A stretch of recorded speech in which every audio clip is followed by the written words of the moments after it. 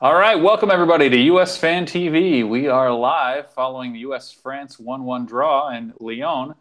I am Chris. Joining me tonight, or this afternoon tonight, depending on where you are, is TJ. I guess even noontime, depending on where you could be. I guess it could Is be, yeah. TJ. Pat is On off assignment. gallivanting. Yeah, we'll say on assignment, sure. Uh, anyway, we are here to discuss today's at times very boring, at times kind of interesting. 1-1 draw. What are your thoughts? My initial thought is it's what it is. What it is. I saw somebody post on Twitter at halftime. This is when they're leading, they're going to get a snatch grab result, and everyone's going to start drinking the Kool-Aid. This team is great, and let's not give it for what it is. They defended well, no question about it. They played France, that played their top guns for about 60 minutes, and like I said, they defended well. They got a pretty chintzy goal. Zach Steffen's amazing, but let's not read too much into it. Other than they played good, they played well against a good team. I'm not reading anything more into it than this game you play it 10 times, you probably get maybe one other result out of it. Yeah, no, that's probably fair. I mean, France went in with a pretty stacked lineup. I mean, this is probably the lineup they would start a match with in the knockout rounds of the World Cup. Assuming injuries and card accumulations, things like that don't change anything. So it's nice to see something. Having said that, it is their final send-off game. They care far more about not getting injured. I mean, it was pretty obvious they weren't truly putting their foot on the gas for most of this game. But that said, I did like. Speaking of, I like kind of two things that go with it. One, was Weston McKennie. The fact that hey, it could be their send off game. He was not taking it as a friendly. He was playing Yeah, tough as nails, getting after him pretty hard in just being very physical through the middle of the field. And yeah, you notice how quickly France's bench emptied after the clash of heads in the second half with what's his name? No, I'm not going to remember his name. Miazga and Miazga and Giroud. Giroud. That's it. Giroud played for Arsenal. He deserves it. I still like Giroud, even though he doesn't play for us anymore. But I still kind of have a soft spot for him. I liked him a lot. Um, but yeah, you definitely saw late in the game when they really turned it on that they could still mostly mop the floor with us. There were some nice individual performances. I thought Zach Steffen has showed pretty much why we've been calling for him to be the number one and why I think he probably should be going forward. He's the number one until someone else knocks him off the mountain right now. Because Let's face it, the only one that's probably even has the talent to do it is Jesse Gonzalez. Bill Hamid showed he either doesn't have the talent or again he just doesn't have the quality of play he leading needs, into it. yeah, he needs to get it back together. Maybe Horvath does, but again, in a sense, he's in much the same position as Hamid, where it's like if he's not playing full time, what does he have to offer? And Stefan definitely has it. It'll be interesting to see what Jesse Gonzalez can do going forward, if and when he gets an opportunity. You would think with some of the expected friendlies to come over the next few months that'll probably be when he does, but we'll certainly see. It was nice to see the fullbacks actually getting forward. There were still some struggles for them in their defensive play, but at least we actually saw some offense being generated by our fullbacks. Now, part of that may be that we have almost 8 people in our defensive setup, at least until I would say well into the second half, or well deep in the first half, maybe um, shortly into the second half. I guess to me, I want to take a bigger picture view now that this crossed my mind, and me, I'll forget it if I wait more than a minute. You notice how like each one of these friendlies, the level of competition increased. Yep. So it's. I heard Twelman saying something like, "You don't want to see these kids have their confidence shattered with games like this." This was early on when Pogba was running roughshod all over the park before Tyler Adams decided to turn Pogba into his effective bitch for about 60 minutes straight. But you talk about that, it's almost like U.S. Soccer knew what they were doing. Hey, let's give them an easy game to get rolling a little bit. All right, let's crank it up to a team that they're not a World Cup team, but they could be if they're a CONCACAF team. All right, now let's throw you to Lions and see how you do. And they're competent. They not exciting soccer though. No, no, absolutely not. I mean, it was there were times in the first half where I was having trouble staying awake even. But the midfield was much better than they were against Ireland. At least there was, it wasn't just Tyler Adams kind of like running all over the field.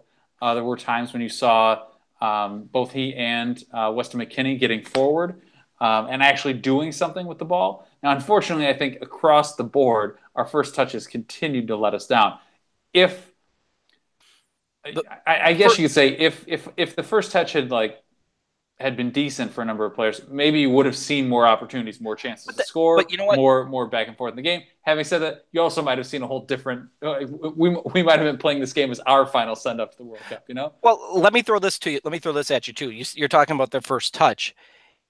Now, I'm not saying their first touch was good. There were a lot of them, especially early on, where their first touch was Zarda's level of horrid. But is it their first touch is really that bad, or is France's first touch just that good, and it makes a decent first touch, not a great one, expose that much further? There is certainly some of that. There were instances where I was watching French players let one of our guys have the first touch, and then they were just like stealing the ball off his foot. Right. And that kind of stuff doesn't happen the other way around because they do have everyone out there does have a much softer first touch. You're talking about a top 5 team in the world that knows exactly what they're doing, and that it's going to serious contender for the World Cup. Sure. If Hugo Lloris keeps having the yips, they're in trouble. If you want to address that now, we can. But we saw good Julian. Yeah, I mean, good to see the goal there. And there were some nice things that led to that, but certainly without one defensive error and a horrible attempt to make a save by Hugo Lloris, that wouldn't have been a goal. It was interesting. When we were texting during the game, my parents, like I said, were watching the game with us. I turned to my mom and I said, I'm like, you cannot get beat in your post. And me and my mediocre goalkeeping. If me and my mediocre goalkeeping knows you cannot get beat in your post like that, to watch him get beat in your post like that, my mom's like, yeah, absolutely not. And then your text comes over. He should be ashamed of himself. Yeah, those goals count all the same. Oh yeah. I mean, hey, look. If you're France, it's probably not a bad thing in the sense of you want to see how you react to giving up a really craptastic goal and having to think about it. And I get it. It's your send-off game, but you have to think about it and how do you respond. So I guess for France, that may not be a bad thing. It's a send-off game, and they got away relatively healthy. So. As I think it was Twellman talking about during the game, that this may be a bit of their attempt to prepare for like Australia. They're going to be they're going to be light years better than Australia on the field when they match up. But if you get a few lucky breaks, hey, it's a low-scoring game. You never know what happens. Sure, I mean, and then I think I heard Twellman make that analogy that they think France chose the United States because they would be probably of similar quality and similar level of defending. Now, that said, I wonder if France, when they set this, knew that they were going to come in with like all these 20-year-olds and not be the same. Like if you had a Michael Bradley, Josie Altidore, Jeff Cameron, and the guys, I think then you would have been more like Australia. I don't think this team fits that mold. There's a lot more athleticism there than what you're going to see with Australia. It's hard to say what you expect from this team because it is so young. Mm-hmm. Yes, the talent does seem to be maybe it's not at the level of all of the formerly current like last year's crop of players, but crop dusting of players. But the potential is that they can be much better. And so you're seeing them kind of take some of their first steps, and it is hard to predict to some extent, like what are they going to be like? Because they could, they may be able to see the game better than the previous guys do, even if they can't yet execute it in some ways. I think Tim Parker, was one Twellman complimented late in the game. I remember him saying how well Parker read the game today. And that's true. He absolutely was reading the game very well. Tim Parker had a nice game. Yes, Zach Steffen was definitely the man of the match with those with the incredible, crazy saves. But Tim Parker was right there with him and just solid. I mean, just solid defending. being in the right place, knowing when to step over. I think this crop of players, you're right, they can't execute it, but I think they see the game better and they see it faster. Yeah. So I think that does lead to potential. They may not always do the right thing. They might turn and go the wrong way, but it's the same thing I've been saying as we've done these shows is with the squad. There's going to be nights like tonight you're going, this team has a future. Mm-hmm. And then there's going to be nights like the last 30 minutes against Ireland, you're going, they aren't going to qualify next time either, even with 48 teams. So that's what you face with the young team tonight. We saw the good side of it. Yeah, no, that's fair. Robinson is better. Robinson is better than Tiafania. TJ Sala says France has never scored a goal against Sean Johnson. I think TJ Sala keeps pimping Sean Johnson because he knows I will react and I will go off on Sean Johnson. I love Sean, and I'll sum it up very simply. I love Sean Johnson's physical talent. Sean Johnson reads the game like an illiterate person reading a book. Decision making can be taught. Chudy, I'm guessing how to pronounce that. It can be taught. However, the speed with which you use what you've learned is pretty much natural or innate. Well, there's not a lot you can. It's what separates a very good player like Michael Bradley, who's somebody who probably was taught the reading the game and who has been reading the game his entire life, versus somebody like a Leo Messi, like a Cristiano Ronaldo, who see the game that 2 or 3 steps ahead that you can't begin to fathom it. And I'm going to do my one analogy for another sport, why Magic Johnson and Wayne Gretzky couldn't succeed as coaches. They see the game faster than everybody else. Yeah. You can't translate that to somebody else. So they don't understand it when you can't see the game to that level. Yeah. To them, they just do it. Whereas, a lesser player knows how because they had to think through it or they had to figure it out or something. They can now explain to you how to do it. Whereas, somebody like Messi or Magic or Gretzky or Jordan, they can never be great coaches because they don't understand how to make that move. Like how did you make the ball do that? How did you see to how could you tell the defender was going to make that move? Well, I think because when I do this is what happens. Chowdy Harris saying, I think the U.S. has those natural football minds coming through the system now, and I tend to agree. You are now seeing the first 20 years. MLS has been around for 20 years. Yes, there is bad MLS, and I'm not defending anything. I'm not saying anything more than these kids have grown up with MLS all the way through. They've had a top level to watch all the way through. Therefore, it's something, if they're ingrained in soccer, if they're playing soccer, they're watching it at a higher level.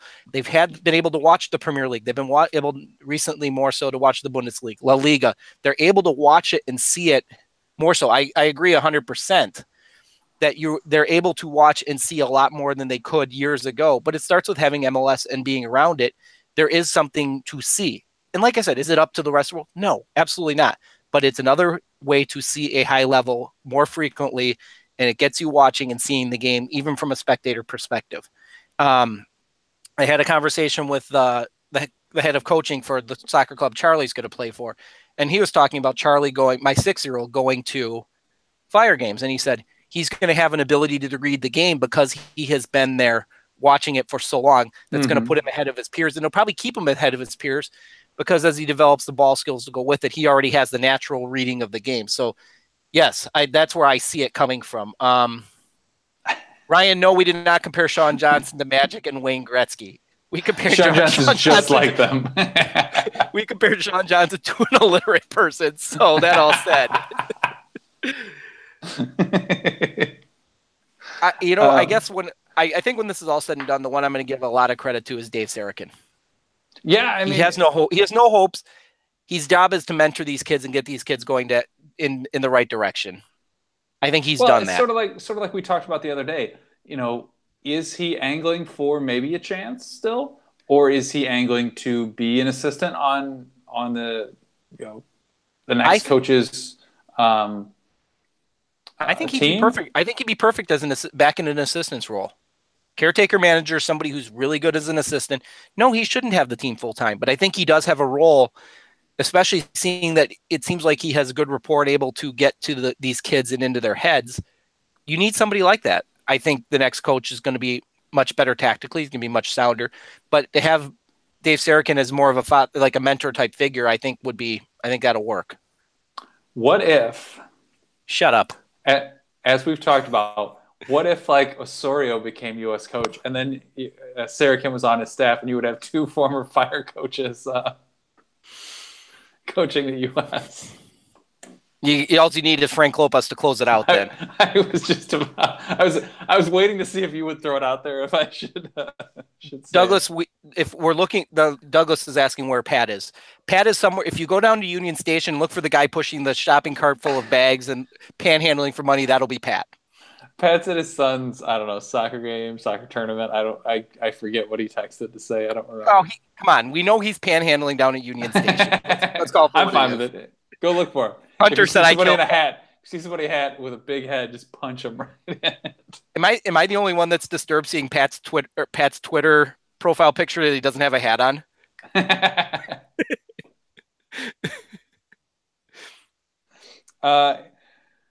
Other things, I guess, our offense, there was still the offense, I think, was a little bit of a microcosm of the rest of the team. There, to take us back to the game for a minute, there was still a lot of uncertainty and a lot of lack of awareness amongst each other. I mean, these are still clearly guys who aren't totally comfortable with or don't totally know where each other are going to be.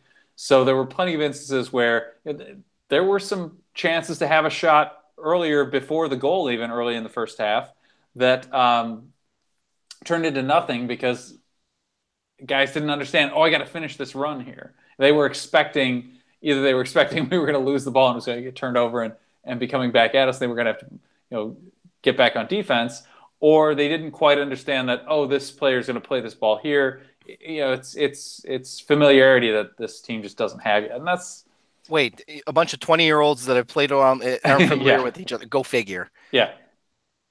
I feel a lot better than I did after the Ireland game, although this game was about equally as exciting as the Ireland game in a lot of spells. But the cabinet is not bare. This generation should be much better as we go forward. Yeah. Because again, you still don't have Christian Pulisic. You're still missing other people along with that, but let's see. Get guys like Sargent and Weah playing regularly. Sure. I mean, who do we use? There are a number of others. Get Miazga playing at a higher level. Get Carter Vickers playing at a higher level. Getting minutes. Getting Anthony meaningful Robinson minutes. Playing more. And at a higher level again too, or back maybe make him fully into like the Everton lineup. There are plenty of guys on this team who still have to kind of earn their full professional spot, and if they can do that, then we start looking at having a real team, and that's the promising stuff, and that's where the things you saw that were positive can be even greater going forward, and that's where the promise is. But it's also where the risk is. If they don't get these things, they may never be better than they are now. Hunter Spivey has read my mind. Next starting forwards are good Julian and Wando. If you had to ask me right now, I think your starters up front, I would honestly say I would like Josh Sargent and Julian Green, honestly. I think those are your best two scoring forwards right now. Weah's still a little green, a little young. He's probably better in a 70th minute. I can outrun everybody role when you're tired. Bobby Wood, I kind of like Weah outside anyway. You know what? You're probably right. You're probably right about that. I like his speed. His crossing needs to improve, but you know what? So does Paul Arriola's.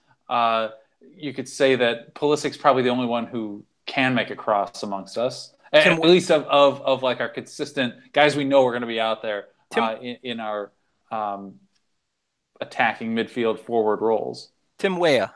A little more ahead of him at this point, but DeMarcus Beasley. Yeah. That type of player in that sense, but although DeMarcus Beasley probably is going to figure in the next 4 years at an outside fullback, even at 600 years old.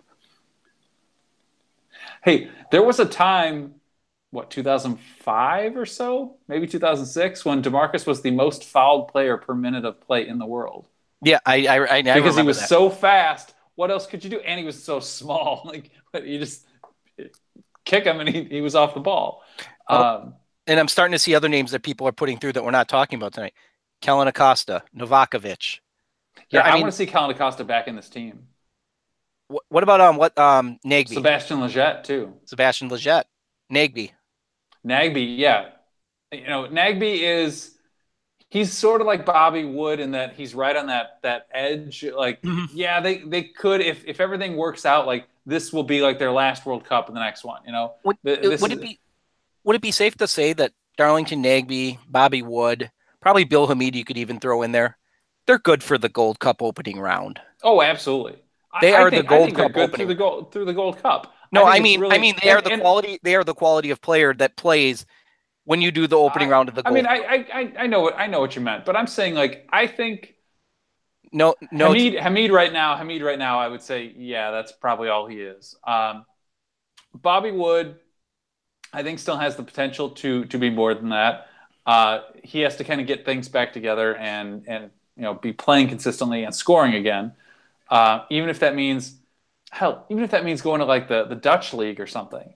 Just get out there. Like uh, forwards, strikers are so much like pitchers in baseball. They have to be winning. They have to be doing what they want in order to have their heads in it. Pitchers who are striking everybody out are going to strike the next guy out too because they're not thinking about all of it. Guys who are scoring are going to score the next goal, and that's where no Novakovic may not even be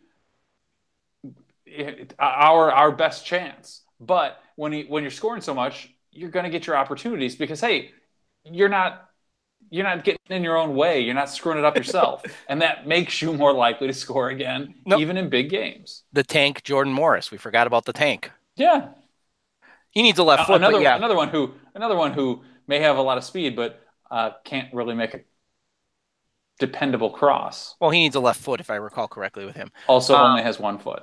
Zimmerman, John Anthony Brooks.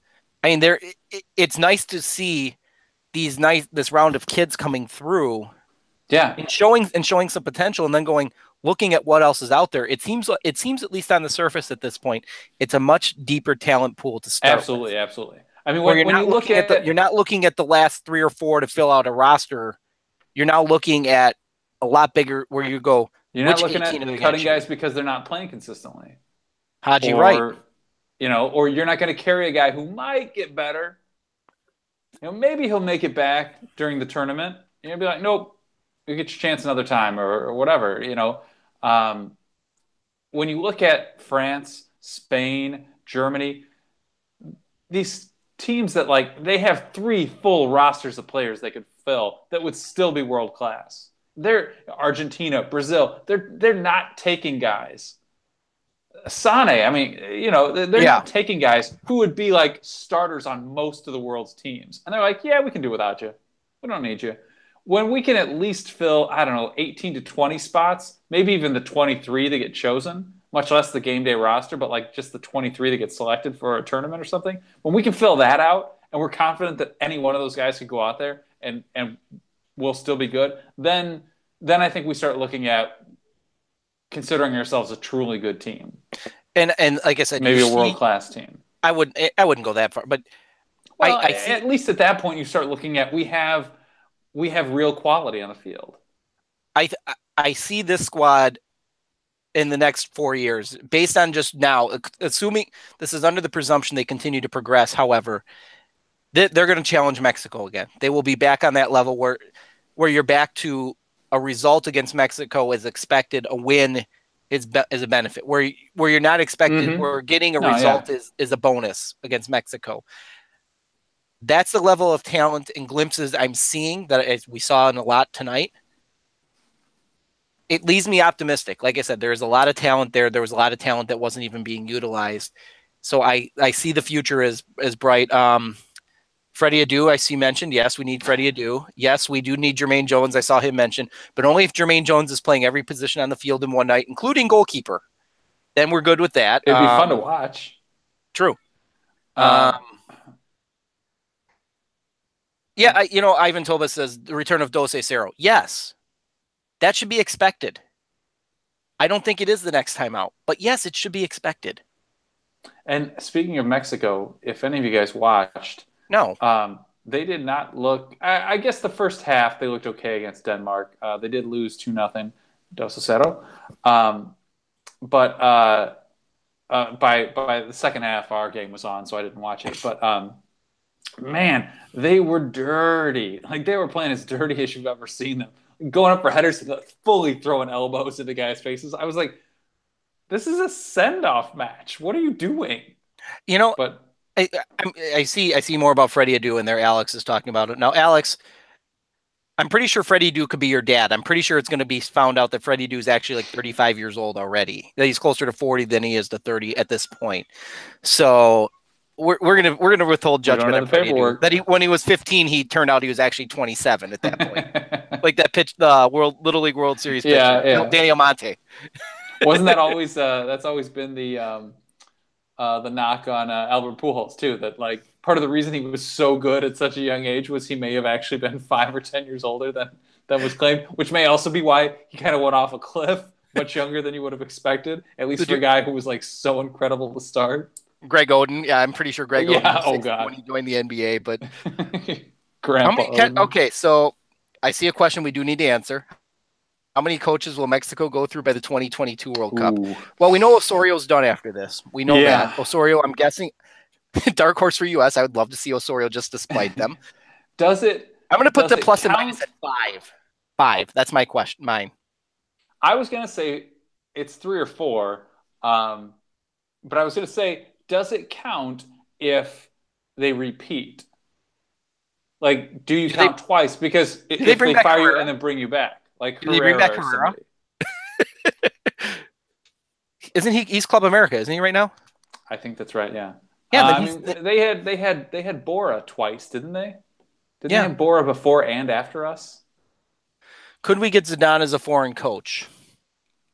Sure, why not? I doubt it. I mean, could we look, we could do lots of things. We have a lot of money, and for the money, we could do lots of things. Like that was my argument years ago when we were first considering Klinsmann, and everyone said, "Oh, we'll never spend that much money." And my comment was, U.S. Soccer reports how much they have. We can look at it. They admit how much they have. They have millions and millions and millions of dollars sitting around. I mean, $100 million surplus. They can do whatever the hell they want. They can get anyone in the world if they truly wanted. They could afford to buy someone. They could afford to buy Pep off Man City if they really wanted. Yeah. Now, would it be worth it? Of course not. But no, I think Zidane. I love, as much as I love the idea of Zidane. Zidane's going to France. He's going to take over for Didier Deschamps after the cycle is done. That would make sense, and that would, I mean, talk about it'd be the perfect storyline. Yeah, it'd be perfect for him because after being in the pressure cooker of Madrid for the last 2.5 years, you need a little bit of a break, and the lights are hotter when you're in a qualifying cycle or in the Euro. It's not every day like it is when you are at Madrid. So I could see Zidane taking that role. And speaking I could also see where France would love it, not just because of who he is, but also because they have such a problem with like their players and their attitudes. Maybe having a guy who, yeah, you know what? I'm better than you. I've won a World Cup. I've done name something. I've done it. Except Didier Deschamps for the last 6 years has done that. He's restabilized that team. Yeah. I mean, he's been fine. He's not it was the one before. I forget the one before him. No. Anyway, I know what you're talking about. But either way, come on, they still have issues. I mean, there was the thing about why am I drawing a blank now? Striker for Real Madrid. You talk about Christian Bale? No. The French guy. Who cares? Benzema. Karim Benzema. There was a thing about him having like a sex tape of one of the other players on the team. That somehow he'd gotten this, and he was like threatening to release it and stuff. And there were all kinds of, and that's, I don't know, last 3-4 years. That's, I think, since the last World Cup. Yeah. Because it was when Benzema might be going to jail and things, whatever. But anyway, that's way off topic. Yeah, let's see. No, I agree. Anything else for the game today? Not really, but I do agree with the concept that the U.S. needs to buy better referees, kind of like what like Madrid does. I see that from Robert Ratliff. Yeah, we do need to afford better referees. I mean, we got to buy them off better than we've been doing. That's just kind of how it works. From the game, like I said, I'm optimistic. It's nice to see a result against a good team. no, let's not jump. Let's not go full on. This is the greatest team ever. Um, because we've done this before. We had results against Germany. We've had a result against Italy in Italy. Years ago, we had one against England. So what do you take away from it? You take away they defended really well against a really good French team today. Zach Steffen is the real deal, which we already knew. There's a lot of positives moving forward, but I'm not going to jump in and say this team is well. But if with the 48 team World Cup, yeah, they're going to qualify. I guess that's kind of there's a lot of good to look forward to. So I would agree with all those things. And on that note, I will bring up, since we haven't talked about it yet, the women playing China on Thursday. They play them again on Tuesday, but we could actually discuss that probably on Tuesday. But Thursday, they won 1-0. To some extent, I guess you could compare it to France-US today, in that US held an overwhelming amount of the possession, had most of the shots. They just kind of couldn't get them in. Alex Morgan had a header, put it in 1-0. Not quite what we had predicted. I had predicted because I was expecting more, but a win's a win. I don't know, for a meaningless game. Good for them. all right, yeah, I guess it's a meaningless game. I'm not going to lie. It was Thursday night, right? Yeah. Yeah, I didn't get to see it. Oh, speaking of the women's team, Robert I brings just up a saw. good point. I forgot all about that to say something. Yes. Yes, the one and only Hope Solo says she says the U.S. should not get the World Cup in 2026, or the U.S., Mexico, and Canada. Uh, she doesn't necessarily support Morocco either, but she doesn't want the U.S. to get it. But her reasoning is like it's because she doesn't like Soccer United marketing. She thinks there needs to be pro rel. It was like she was watching a Ted Westervelt It, it, documentary and getting all his talking points in one breath. I was going to say And it was she kept mentioning the NASL. it was a bit like she was cherry picking easy things, that like hot button topics that turn into hashtags on Twitter. So she was kind of just trying to win the social media coverage of the World Cup discussion or whatever, where like, oh, if I say pro rel, oh, that's gonna get some people going. I I understand her and I don't understand her at the same time. Like I get exactly what she's doing, and I also think what could possibly be wrong with you that you I can't just give up on this. Well, I think she's got an axe to grind. There's no two ways about that. I think her point, just keep lighting fires under U.S. soccer. It's very Eric Winaldo like, and I just there's no logic, there's no basis for the like solid grounds for the argument because of Soccer United marketing and MLS, and because there's no pro Oh, it doesn't rel make that the U. sense. It doesn't make sense because It's just like it's what's the I think it's Miss South Carolina from the Miss America pageant, I don't know, 5, 6, was 10 that the years ago, one that whenever. couldn't That's the one find where a she's racket like, rap? yeah, and she's like, many children like such as South Africa and China and have such as it's like she's just using words that she's heard and trying to repeat them to make a compelling argument, but I she doesn't understand how to connect them together or something. So it's like, well, the U.S. shouldn't have the World Cup for that reason. I feel like Okay. Hope Solo is like I said, is going the Eric Winaldo route. We're going to win the Twitter argument, therefore we're going to win it, which tells me she's spending too much time on Twitter, or at least following Twitter. And as I've said this before, and I'm going to tell everybody again, and I'm as guilty of it. Twitter is not reality. I'll say it again, is not reality. There is a whole lot of people who could care less of what goes on Twitter, and those are Now, most of the saying people in this that, world. Yes. USFanTV is on Twitter at USFanTV, and be sure to follow us because we are the best.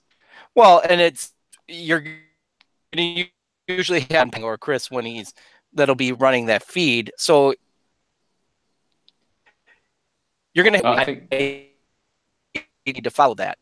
But when you come down to arguments such as why the U.S. shouldn't have the World Cup, you need to have a little bit of reality based on it.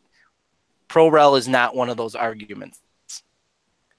And so to me, it's a befuddled, but it was entertaining. Thank you, Hope Solo. Keep doing it. I'm entertained by it. I'm good with it. You're not going to get anywhere, by the way.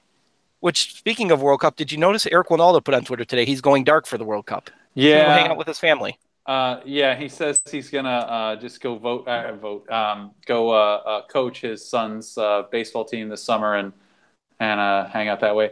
I mean, hey, he doesn't have a job right now. Although he's rumored he's running NISA. That he took over for Peter Witt with NISA is the rumor. Huh. So when San Diego got their USL bid got rejected, they said there was something in there about Eric Winaldo and running NISA. So that's whatever.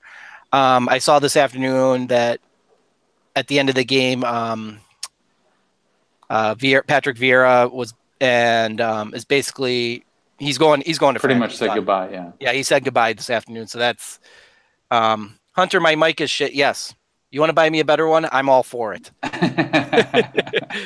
It's a work in progress, buddy. We'll get there. When I have more disposable income, I will do that. Or if you just want to buy me beer and then I'll have money to go buy it, we can do it that way too. Hunter, are you old enough to buy beer? No. Shameless plug, yeah. So Patrick Vieira is a douche. All right. Well, I think that about wraps it up. The World Cup vote is supposed to be Wednesday, so we should find out in just a mere few days time whether or not the U.S. will be hosting the World Cup in 8 more years. I think that's good. Assuming the Earth still exists in 8 years, which, the way we're going, we're not sure. Yeah, I think that's going to – that my prediction is that will happen. You're not seeing enough smoke about Morocco anymore. Yeah. You need to keep seeing that, and that kind of fizzled out when the report came out about how bad Morocco's infrastructure really was. As much as FIFA likes a good infrastructure project, when they're saying this just I don't know if it's physically possible. It seemed like that all fizzled out right there.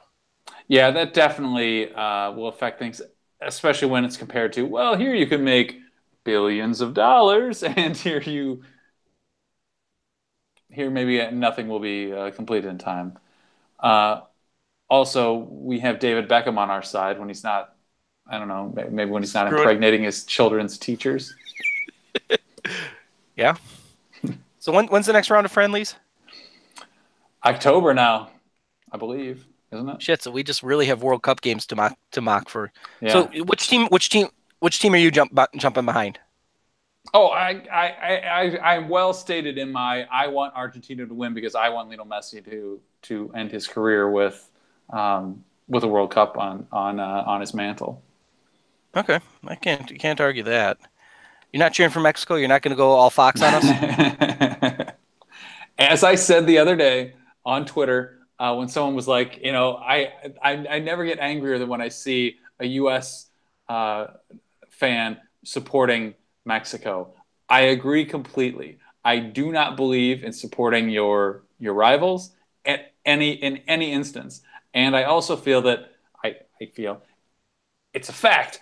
We are always playing Mexico. No matter who our opponent is, we are always also playing Mexico. Because if we fuck up, they're going to be the first ones to rub it in our face the same way we do it to them. And I don't want that to stop. I want that to continue, even if I hate it when they do it to us. Like, I want that to keep going. And yet, there's no way in hell I will ever root for Mexico. Even when it's been in our best interest, I can't bring myself to do it.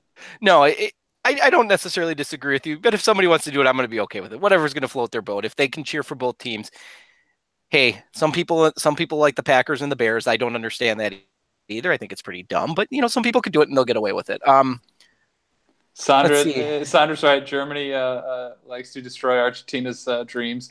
England will win the World Cup assuming there are no penalties, says Lord Draggle. That's a fair one too. Yeah, England better hope they don't go to penalties at all. England's gonna. What could happen? What could happen with this expanded World Cup format? Now we're getting totally off the subject here. In this expanded World Cup format, where they still don't have it explained, like who progresses and how do you do it? Could this mean more penalties, more shootouts? Because God, England is fucked. They should just stop going.